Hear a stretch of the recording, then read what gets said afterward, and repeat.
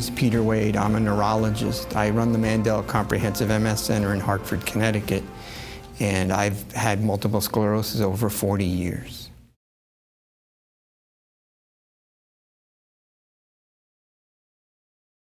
When I was originally had my first MS symptoms, I was a baseball player in college, and I lost the vision in my right eye, and I couldn't play baseball anymore. So I transferred to a better college so I could go to medical school to figure out what was wrong with me. In medical school, I had double vision, so I diagnosed myself with MS many years ago. And I told my father, now I can quit. And he was a heart surgeon, and he said, why? And I said, well, because I don't want to be a doctor. I just wanted to know what was wrong with me. And he encouraged me to continue in medical school. And I went through medical school and did internal medicine and really didn't enjoy that. The people I least minded getting up for were neurology patients, and I did neurology training, but then I really didn't want to see MS patients in my career, so I did epilepsy. And then I had a medical problem which changed a lot of things, and I was asked to be the director of an MS center. And I said, okay. And so I ended up doing what now is the goal of my life, the best part of my career, after I'd spent most of my life trying not to do it. And I do enjoy the fact that I can provide hope to MS patients.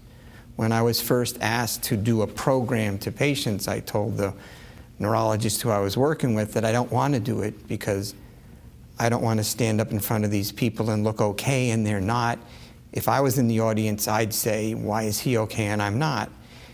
And she said, well, you have to do it anyways, and you can never win an argument with a woman anyway, so I gave in.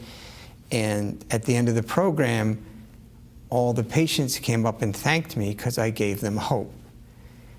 And I had never thought of it that way, and that moment really did change my whole career in life, because if my history and my experiences can help people, then the benefits I can provide are clearly worth it. And so that's the best part of my practice is my patients, half the time I'm talking to them and they're a patient-doctor talk, and the other half it's patient-to-patient.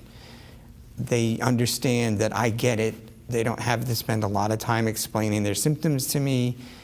I can talk about all the medications we can take, and I have this wonderful MS center where I have all these people in this comprehensive model that can help me help my colleagues, my patients, my friends with multiple sclerosis.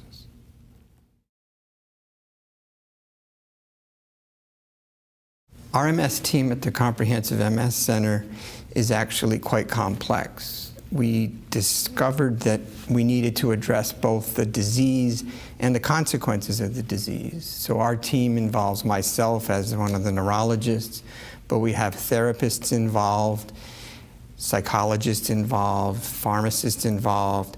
We really do a comprehensive approach to try to manage all the disease consequences and their symptoms at the same time.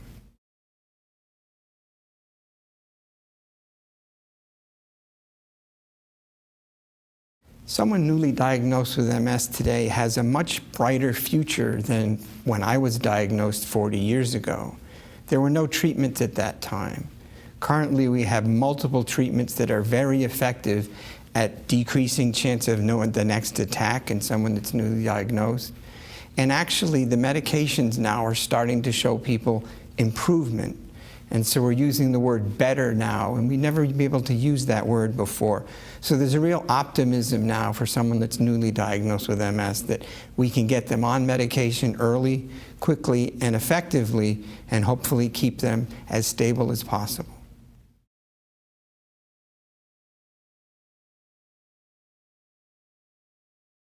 I think a patient's MS journey is a very complex process. There's the initial diagnosis, and then the fear of what the future holds. In the past, it was the fear of being in a wheelchair. Now, with the medications we have, there's much more optimism that patients' journey with MS is going to be much more benign. They may be normal. I have a patient who was diagnosed recently with MS, and she told me she wasn't going to be able to have children because she was in fear of living in a wheelchair. And I told her, now we're doing so well that I don't see any reason why she shouldn't have children. She was very, very happy about that. I think we're much better helping people with medications and dealing with the consequences of the disease. So I'm much more optimistic about the future for someone newly diagnosed with MS, that it's likely they'll live a normal, long life.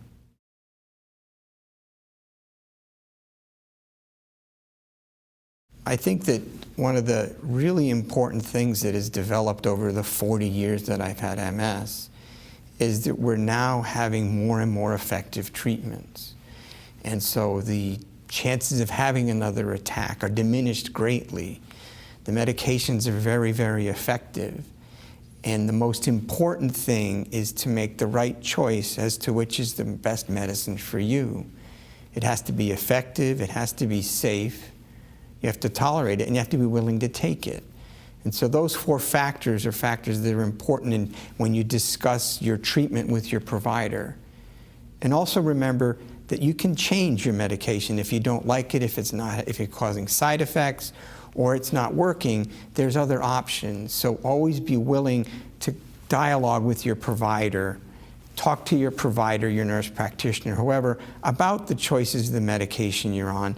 And at the same time, make sure they're aware of the symptoms you're having, because there's lots of things we can do for pain or spasticity, cognition, all those things that are negatively impacting your quality of life. There may be more than just your disease-modifying therapy that can help. And so always provide all the information you can to your doctor.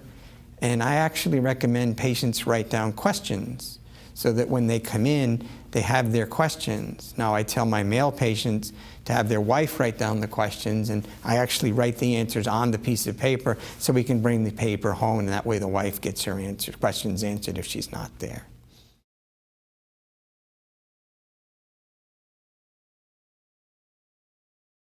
So I have a patient, Diego, who's very, very nice. He's a young man in his mid-20s, and one of his MS attacks left him with a bit of a limp. And so people always ask him, why are you limping? He has to say, I have MS, and then he has to explain what MS is. And it takes 10 or 15 minutes, and 2 or 3 times a day people are asking him. So he says, I waste an hour of my life every day. And so now I just tell people I got shot. And he laughs when he says that, but he says it works really well because no one asks him any more questions. Most of the time, if I say that anecdote to someone that doesn't have MS, they go, how could he say that? But when you tell that to a person with MS, they all go, yep, that's a great answer. I'm tired of explaining everything to people.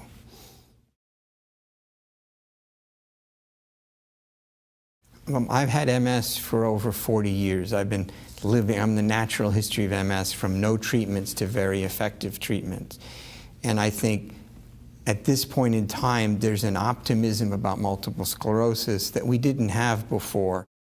We're diagnosing patients early, and we're getting on effective medications. And so I think your grandmother or your mother's MS is not what we have now.